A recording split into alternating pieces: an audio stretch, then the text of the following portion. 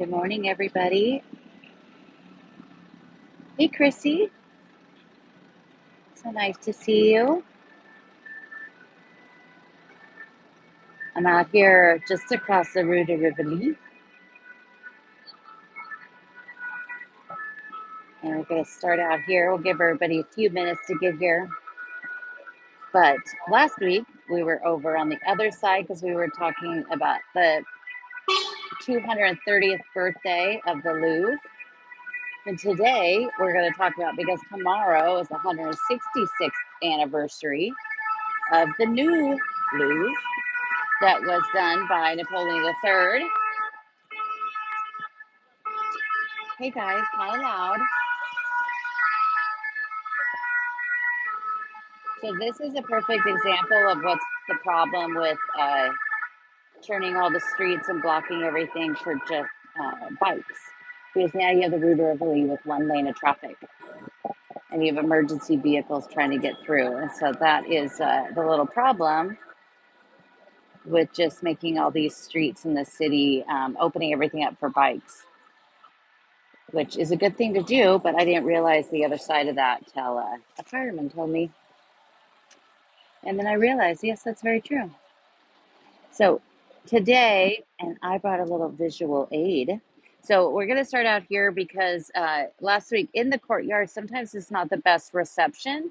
So if I do lose reception for a second, I will try to run quickly to get to a point where it's a little better. And we're going to try to go in there underneath the Richelieu through the pavilion to the other side. And so if I lose you, don't go anywhere. It should hopefully come back. Um, but I want to start out on this side because when we talked about the Louvre last week, we talked about the 16th century and how Henry IV started building that. But when you see this side out here that is on the Rue de Rivoli, this side is the newest part of the Louvre. So this part only goes back to the 1850s. So in 1852, Napoleon III decided he wanted to add on to the Louvre and finish the grand design that was originally started by Henry IV. So all these different sovereigns over time were trying to add on to it. And I have a really cool little visual aid that kind of shows you who did what. And it's all done by the color of who did what. But when Napoleon III did this, he actually doubled the size of the Louvre by what he did. And I'll show you when we go on to the other side. But in 1853 is when he actually signed it on March 8th that he was going to extend and do this huge project. But he was also, because they were going to do a huge, the 1855 Universal Exhibition. And that was, he wanted to have it done by then. But it wasn't exactly, it took a little bit longer. And it was inaugurated in 1857 on August 14th, so tomorrow. But doing that, this whole entire side that you see here, none of this existed until Napoleon III. So we have the really old part of the Louvre that goes to the 16th century, but then you have this side that's just the 19th century, and it was not part of the Louvre until 30 years ago. So this was all, it was built, and when they built all of this, and he had this design, the first architect was Louis Visconti. He was the one who also did the tomb of Napoleon, but he also did the chapel of the four bishops, or not, sorry, chapel, the fountain of the four bishops. It's right in front of Saint-Sulpice. And then he did quite a few different projects around the city, including the little square off of Richelieu and also the statue of Moliere. But he was brought on to design this, and he didn't. His initial plans he worked on for years. There's a cool painting in here that shows him presenting his plan to Napoleon III and Eugenie, his wife. But then he died on December 29th, 1853. He went home after work, and his chauffeur, his carriage driver, went to go check on him later that night and found him. He had died, most likely of a stroke. And so then Hector Lufel is the one who stepped in to take over the plan, and he kind of kept it true to what Visconti wanted, but then he changed some things on his own as well. So all the way down to around the corner there, this is all 19th century and was all done by originally Lufel and then Visconti. You have a very small part that right over there where the Bichettes is, which is where the cars drive through. That was also done by Napoleon III. And then right past that, where it's all glistening and newly cleaned up, that was Napoleon Bonaparte. So Napoleon I did that because it was coming off of the Tuileries. And as you know, that we've talked about the pavilions at the end. So the pavilion, the Pavillon de Flore on the side of the Seine, that, and this side, the Pavillon de Marsan, that's down here, that was part of the Tuileries. And so then they created it. So he was, Napoleon was the first, was the only one that finally linked them all together and created this gigantic rectangle that is the property of the Louvre. But it didn't stay very long because in 1871, the Tuileries burned, and then it was stood for about 12 years before they took it down. But then, a lot of people think at one point it might have been just this big enclosed rectangle, but it wasn't. It was, but not for very long. So then Napoleon III created all of this side here, and you can see up here. You see the ends, and up here at the very top, you can see where they have the embossed ends, and also the bees, the bees of Napoleon. It is Sunday. Hi, Sharon. It is Sunday in Paris in August. So it's very quiet except for around places like this. Okay, so remember, this here is all Napoleon III. So he did all of these past dues. This is the Pavillon Richelieu, also was the bibliothèque. So this was actually the library. And the library originally was on the other side of the ground floor, underneath the Grand Gallery. And then that was moved over here when Napoleon III created this side. I diverted off path because I lost you. So I was going to show you in there where you have the Corbusier. Let's see if we could try to go over here. And I'll actually also show you my fancy little visual. See, in the middle of here was all Napoleon III. So even though the backside here, the Pavillon de Sully, although that is 16th century and the 17th century, this whole side was originally facing into a service courtyard. And so this side, up until the beginning of the 19th century, mid 19th century, even when Napoleon was living in the Tuileries, there were still houses here. There was still a road that came into here. People were just living here. Louis XIV started getting rid of them by buying the property and kicking the people out, but it was still here. Look at how beautiful that is. It was still here, so people were still living here. And so it was actually Napoleon III that actually finally got everybody out of here because then it was enclosed. But this whole part was just, it was basically the backyard. So they didn't care what the back of this wing looked like. So what you see there was all updated under Napoleon III and done by Lufel. And when we talked last week about some of the 86 great men, if you stand back here and you look, you can see how each of them kind of is right above a column. And of course, that was all done on purpose. Those are some of those great things, like all of the columns in the Palais Royal. If you look side, all the trees line up to it. Here, all of the men line up to the columns. So it's all those little tiny details like that that just make Paris so amazing that you might not always notice that. You might not first thing say, oh, hey, look at that guy standing on top of the column. But it's just all those things that make everything so pleasing and perfect to look at. When they did create all of these, there's on each side, so there's 7 pavilions, and the ones on this side under Napoleon III, he did this. So these are all the the ancien regime. So this is all. Oh, come on. Then you have the Richelieu, who is the Cardinal Richelieu, and up there, that is where my favorite Medici gallery is. And then right here, you have the Pavillon Colbert. Let's see if I can get over here a little bit. I mean, the first, briefly, there was a library here in the back corner. And then the Pavillon Sully. So Sully there's only one pavilion. Pavillon Sully from Madu Sully, who that whole entire wing is named after. And he was basically the right hand man of Henry IV, who also is the one who had that created. This pavilion to the left over, it's also the Pavillon Richelieu, and then the LA Richelieu. So it's the Richelieu wing. And then on this side, this is First Empire. So First Empire is Napoleon Bonaparte. Second Empire is Napoleon III, who was one of the very first curators of the Musée Napoleon. You have the Pavillon Moulin down on that side. So it all makes sense, and not just names thrown up there. You have way more names going around the whole. But the another Cardinal Rohan was of the necklace with Marie Antoinette. Look up here, each of these done by, again, Napoleon III. Here, let's see. Let me pull out my visual aid for you. I put it even on because it's okay. So I use this for reference. All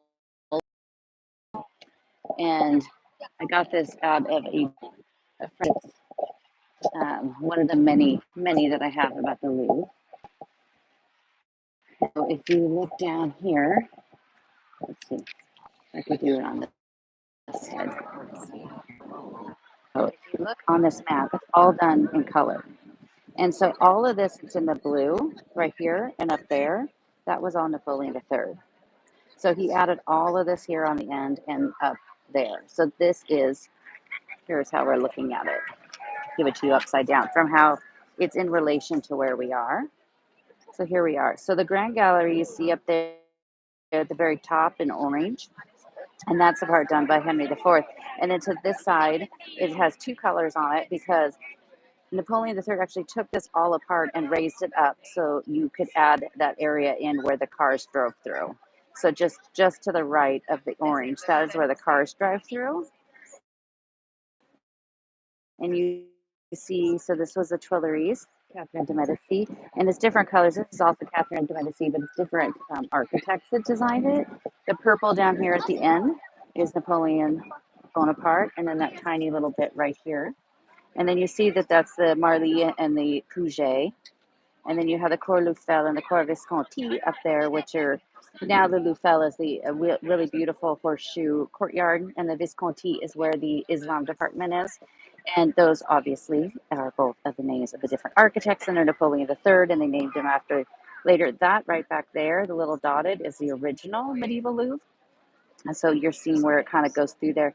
So it kind of goes right into the middle, right to the edge if we walk back through that entrance underneath Masuli. But you can really see, so he doubled the size of the Louvre by adding all of this. And when he did all this, he put this in place, he didn't really have all of the plans of what he was going to do on the inside.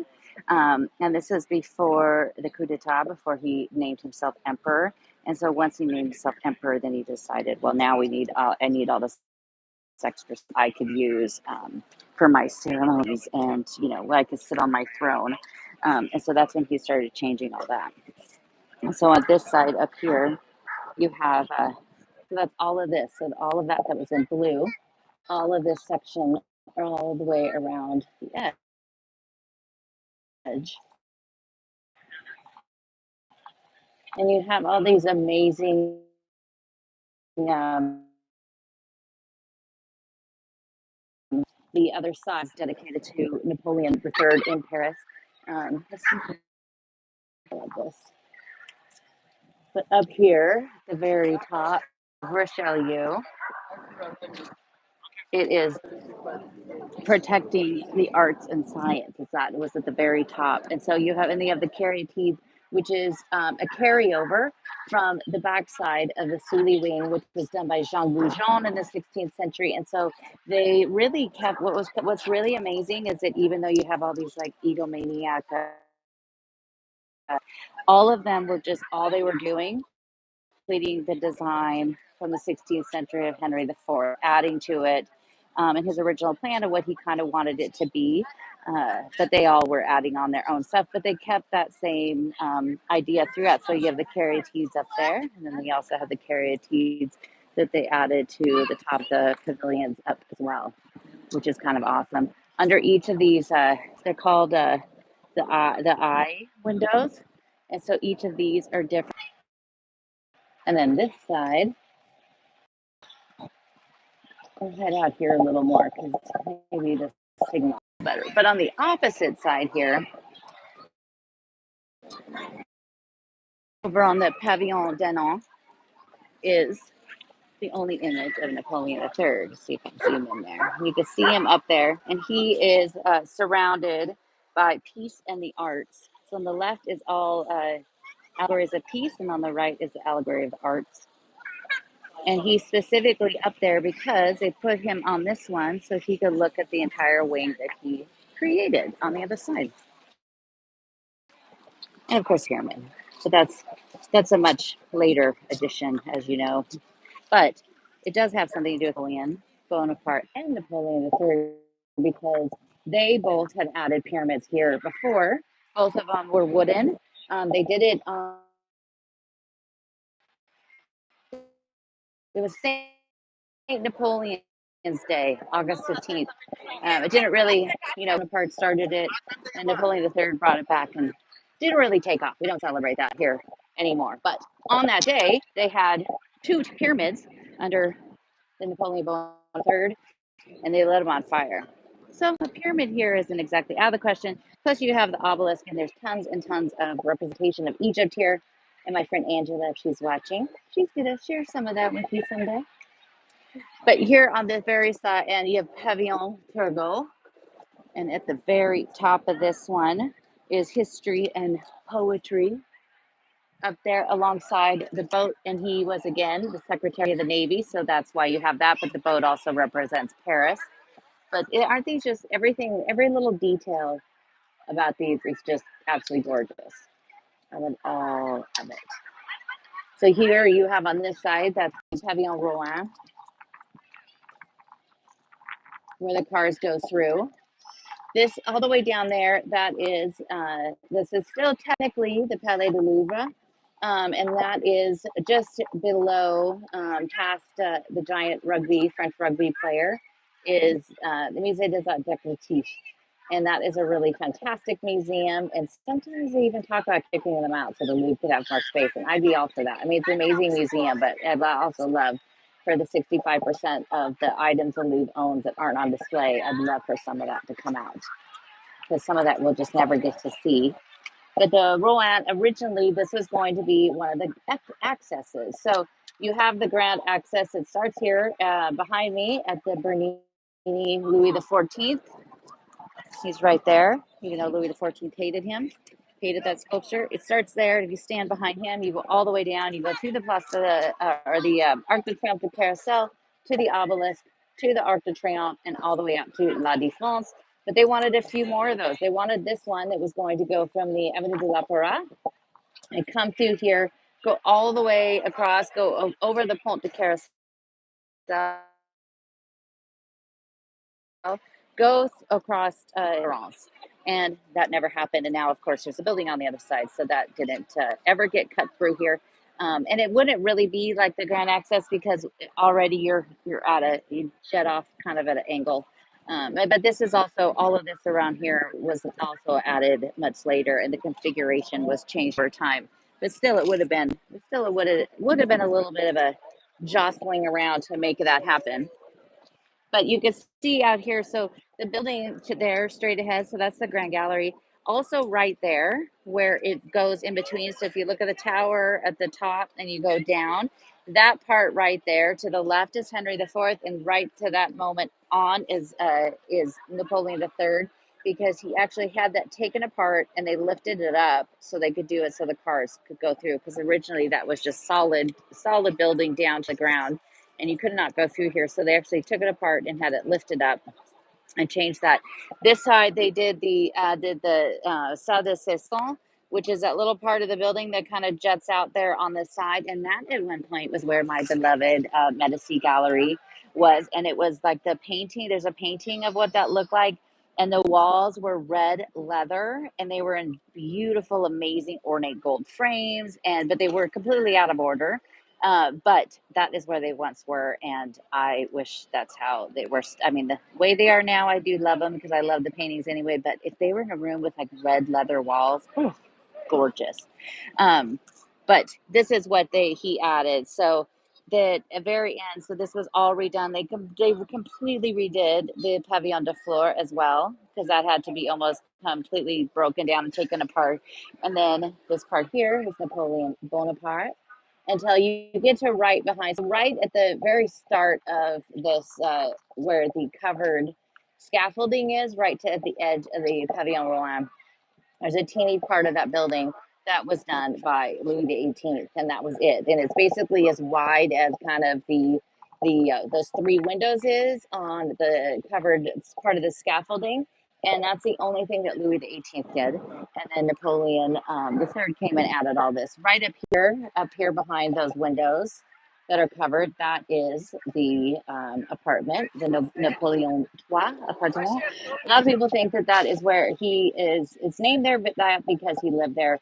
But it wasn't. In fact, that was the ministry. So the Ministry of Finance moved in here after this was all created because, if you remember from last week, their building was destroyed off of the Rue de Rivoli, and so they gave them this building to move into. So they took that all up, and then the apartments were actually used as for ceremonial rooms and fancy little things. When that opened just 30 years ago, they had it was like the G8 or G20, one of those G things that they had here, and this was when like George H.W. Bush and Margaret Thatcher. So you can find pictures of that online of them walking in here to go to their into the pyramid, because the pyramid was done in 1989 and inaugurated, and then after they finished the pyramid and all this work, that's when they started doing this building. So they kicked everybody out in the 80s, late 80s, and then they started doing all the work in here to change this over to add it to the museum. He did, IMP also did the Corps Marly and the Corps Puget, which I tried to show you, but we lost the signal. But those are two of my favorite parts. And if I brought you into the Louvre, I always take people in there at the end because they're just absolutely gorgeous. And those, one side was for the ministry entrance, and the other side Napoleon used. And so part of it was just parking, and then they also had a few offices down there, but it was a perfect place to put all of the very, very heavy sculptures that came out of the Chateau de Marly, and also the originals from the Tuileries that were taken out and brought inside and copies put back into the garden. Pretty amazing. And just to think how much he did. Nobody did as much for Paris as actually Napoleon III in the way that it looked. This was all part of his, grand vision that he had with having barren house and cutting everything apart and taking, getting rid of 60,000 homes, including the one that had of his parents. He just took everything out. But some people don't like that very much. Pretty much the reason he loved Paris and the way she looks is because of those two. So is the nephew of Napoleon Bonaparte, and it gets very incestuous because his father was Louis of Napoleon Bonaparte, and his mother was Hortense de Beauharnais, who was the daughter of Josephine. So while Josephine didn't have any biological children from Napoleon, he basically adopted her two children, and then her daughter married basically Napoleon's brother. So basically, kind of brother and sister, although not biological. So they got married, and then the son, and that son was Charles Louis Napoleon Bonaparte. And so he became president. He was president in 1840, like, and then in 1852, on a very specific date, December 2nd, because that is the same day that his uncle had his coronation in Notre Dame. He had a coup, and he just named himself emperor. And so he was emperor until September 4th, 1870, when during the siege of Prussia, things did not go well. And he basically kind of turned himself in. And his wife, Eugenie, said, "You should have just killed yourself, because how does that look to your people that you just rolled over and turned yourself in?" So he was exiled to London and to England. And then she came after that. She fled through the city streets to her dentist and her to get her out of here. But he died. He actually died at 64 years old on January 9th, 1873, He died in England. He's buried in England. Um, Eugenie, basically everything was taken from her. She eventually came back down to Spain, and she died. She died 50 years later, and she when she died was 94 years old, and so she loved him quite a bit, and especially and also her son. Her son died not that long after Napoleon III died as well, and they had the Saint Augustin Church that's over in the originally Napoleon III had that built because he originally was going to have it. Their tomb was going to be there, but they are both laid to rest in England. It did not come here. So there's always talk of the Bonapartists bringing them back, which would be kind of cool. But so you can see all the way on this outside here too. That is where the great little cafe Moulin is up there, and you could go sit out there when it's the nicer time of the year. That's where I went and got a dessert to celebrate her birthday the other day.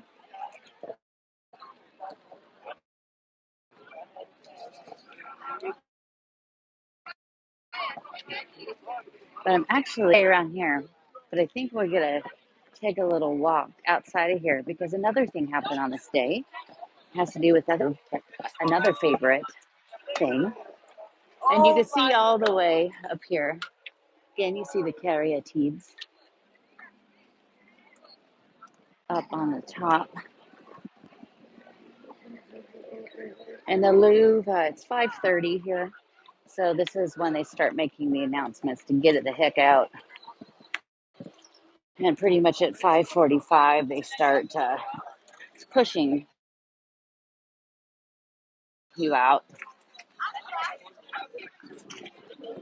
So they won't let you in. I think the last time they let people in is at 4 p.m., which is also, if you want to go in and go quickly, 4 p.m. is a good time to go, or just before 4. But you see here, so it's right where it ends. And if last week when we talked about all of these gentlemen up here, they're all mostly is up into the 18th century. There's only one statue up there that's 19th century, but Napoleon III did that because he wanted to avoid any issues with people that would be mad at him.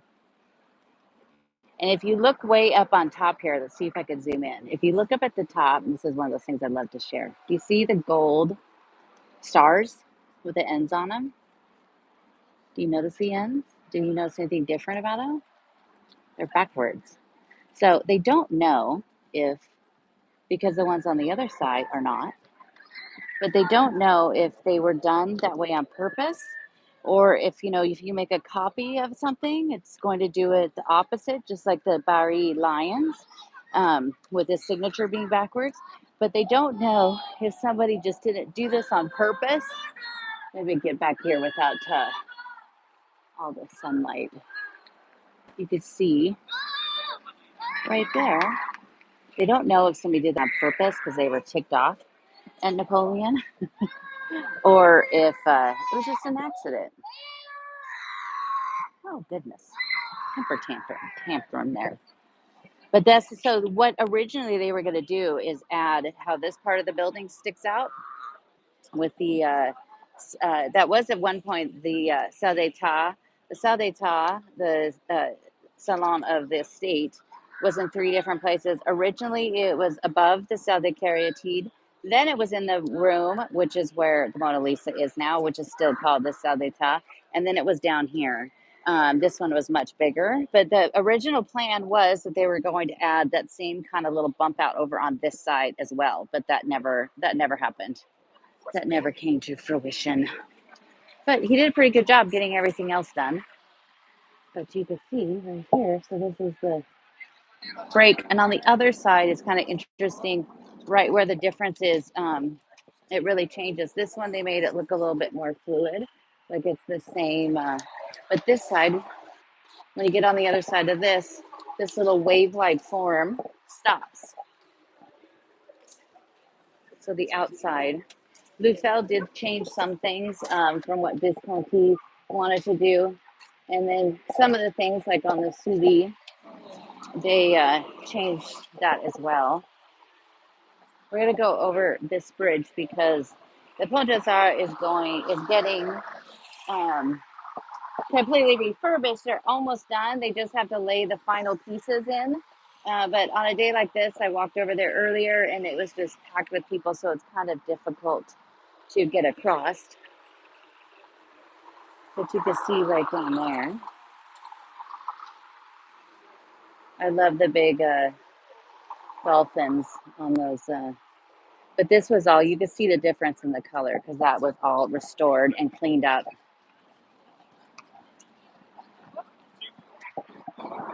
We'll cruise over here quickly because if you already saw my Instagram story, you know what happened on this day 160 years ago.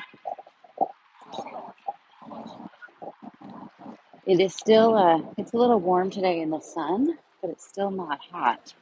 And it looked like we were going to get really hot this next week, but now it's already dropped down about 10 degrees from what they said it was going to be, which I'm really okay with that. But the city is very quiet since Parisians are all gone. And the people always used to say don't go in August, but I don't know. I'm telling you, I think it's the best month ever. Temperature's not bad, thankfully. So that makes it much easier. Let me see. You can see Notre Dame's tower way down there. They had I took some people down by there this morning, and they have another one of the big flat cargo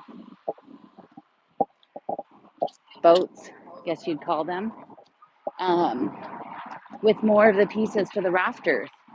So one of them's already been dropped in. I would love to see them doing that. I might have to go to my friend's place, watch. But it is a gorgeous, gorgeous, gorgeous day. But I'm going to walk. We're going to end up over because, can you guess? Does anybody have a guess? If you already saw my stories, then you know. But does anybody have a guess what happened today? There's two people that I love.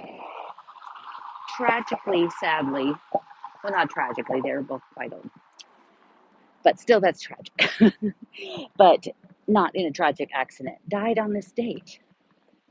And one of them was Julia Child, but that's not where I'm taking you.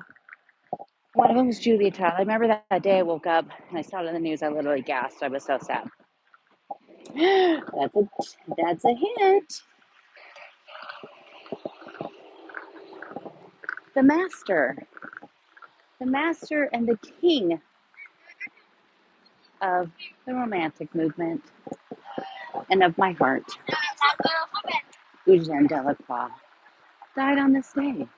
So I'm going to walk over and end up, just to give you a little view down the street too that you love. We'll end up over at outside his apartment. I need to ask them if I could sometime just go live from in there. What's the worst they could say? What is that? So next week, I'm going to do a really special one because next week would be my grandpa's birthday. If he was still alive, he'd be 102 years old. And you know how I'd love to take his photos around and hold them up and recreate them, which I have not done for a long time. But I'm not sure where we're going to go. I need to go through all those pictures and figure out where we have the most of. But I'm going to go do that with you guys on video and go to some of the places that he loved to take photos of and share those. The École des Beaux-Arts there. This part of the building done over here. by, can you guess? Can you guess by the big N? See the trees? Napoleon. I just noticed this building this morning that I probably walk by at least 2 times a day, if not more. I just noticed today because it's Sunday and it's August, which is even quieter. So I was able to walk down the middle of the street and I looked up and it has mosaics and had all these different names of these great French authors. And I was like, I've never noticed that. I love it when I find little nuggets like that because the city just keeps unfurling these little treasures.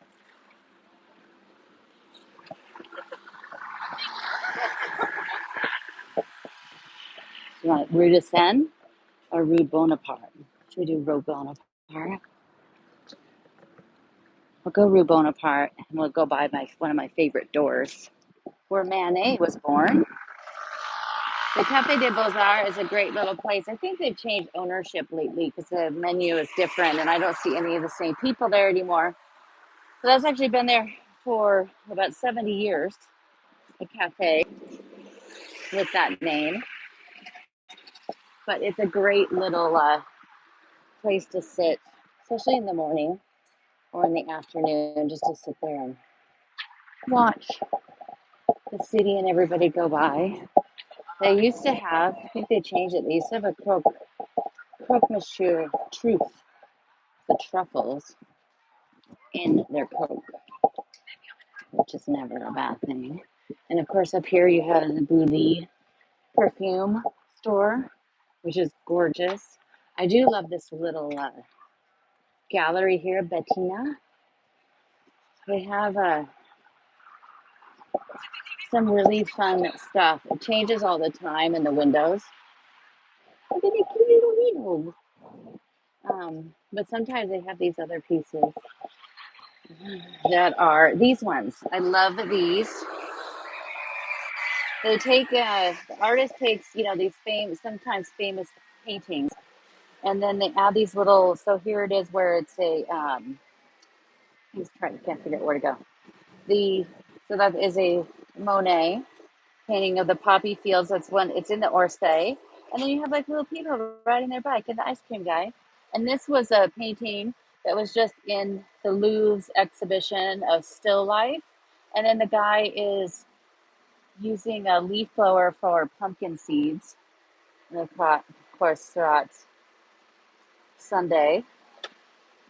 And look at this one where it's Romeo and Juliet, and then the other people are dead on the ground. I love those. I love those ones, and they always have they're really imaginative. And oh, those look like look at that. So because this is all this is we're right down by the École de Beaux-Arts, which are going to get killed on the street.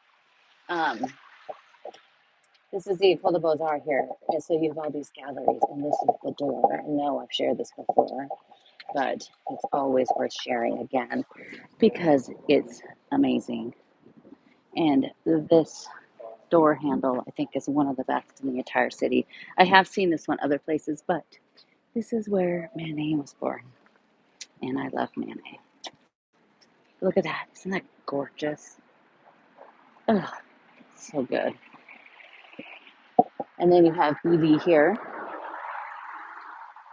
who had a really cool collab going on with the Louvre, and they don't have that's already passed. Usually those things have a shelf life.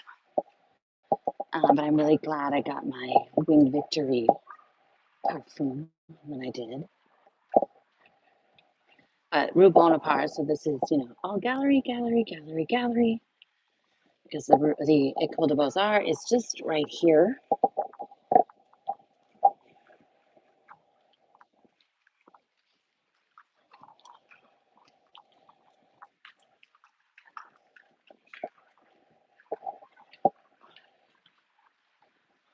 So a pretty good bet that pretty much everybody here is a tourist right now.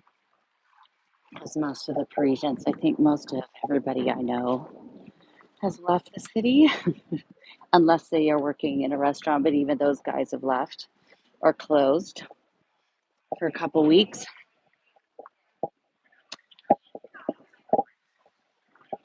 But it is a really lovely time. Like I said the other day, it was like a month of Sundays because that's what it's like every single day is like Sunday here.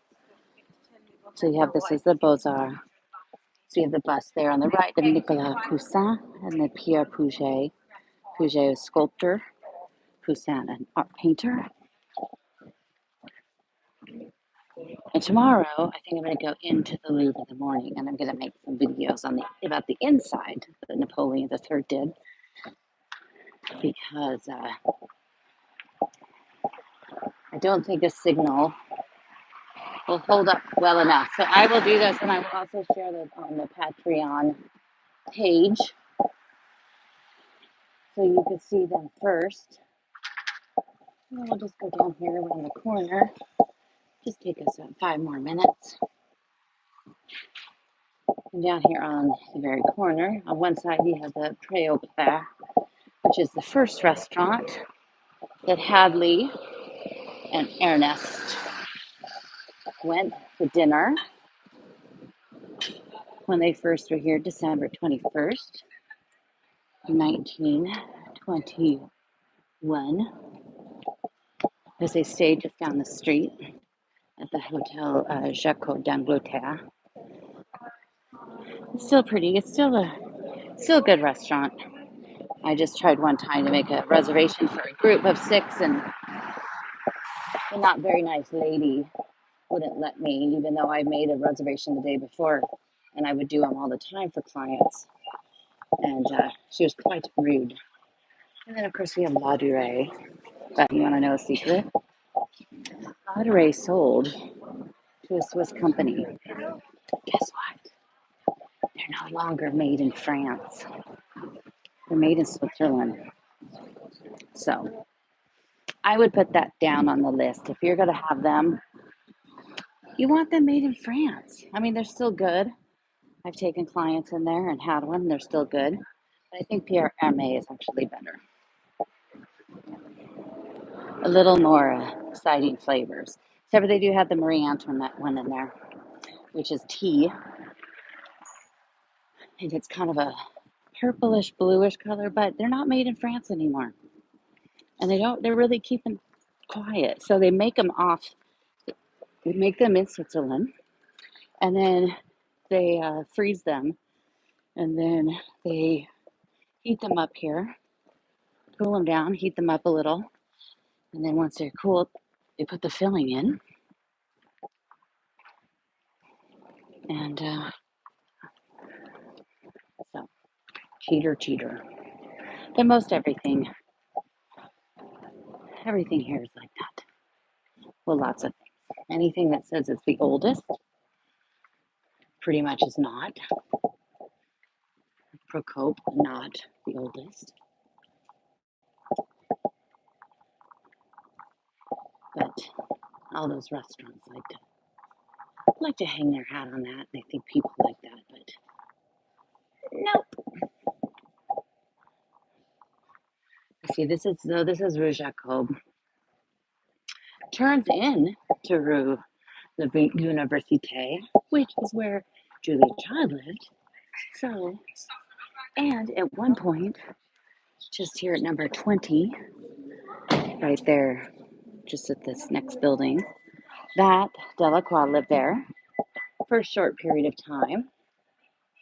That's also where there's a temple inside. But he lived there.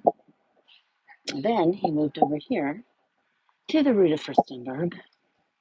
Everybody calls this the Place of Furstenberg, but technically it's not that at all. It's just the Rue de Furstenberg.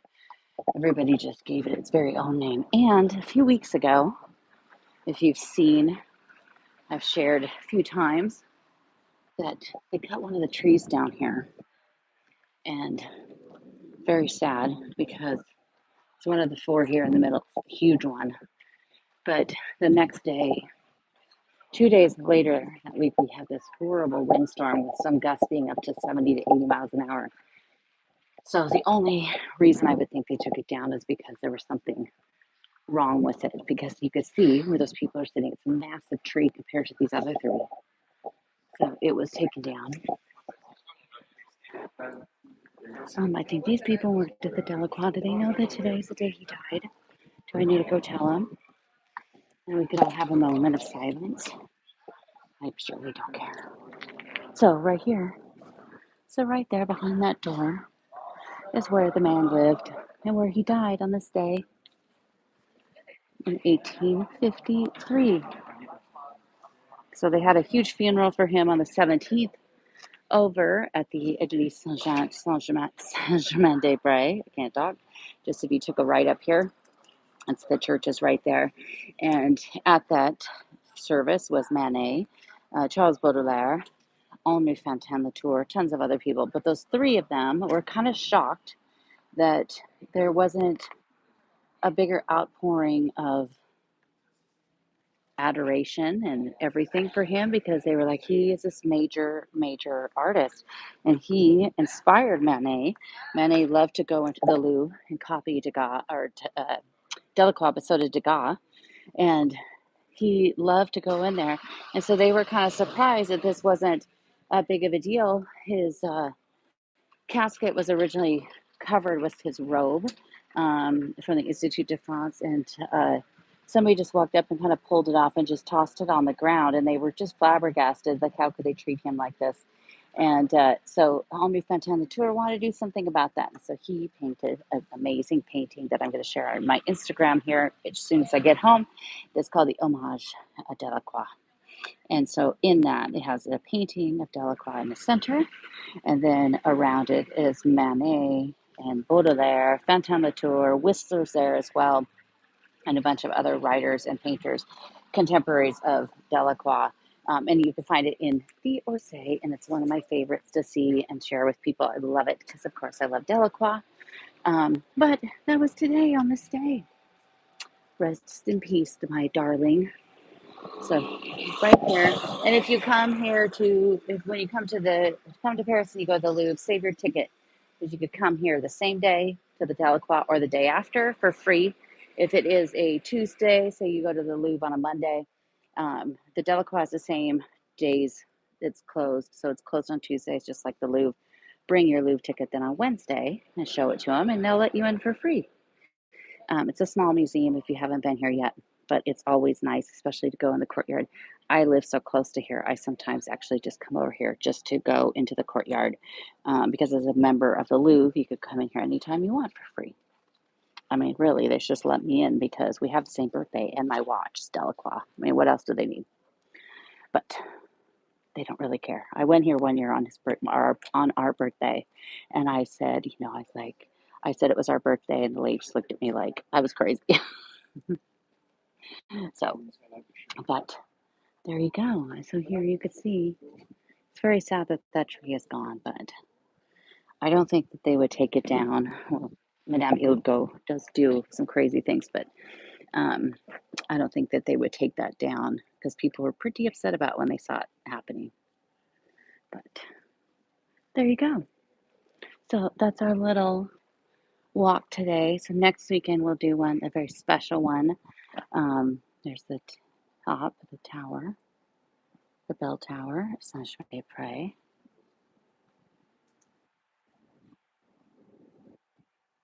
Thank you so much, Leslie. I know I got all my favorites. I got the Louvre and Manet and Delacroix all in one. I mean, this is like the best one ever. So I wish I could take you guys inside, but the signal actually, doing it the signal with the way I used to do it through Zoom, the signal was actually better than doing it with YouTube, but that's the way it works. See, isn't it quiet? Isn't this lovely? This is like every day. It's so quiet. I love it. So, anyway, thank you guys so much for joining. Tomorrow's podcast episode is going to be about the Louvre's anniversary.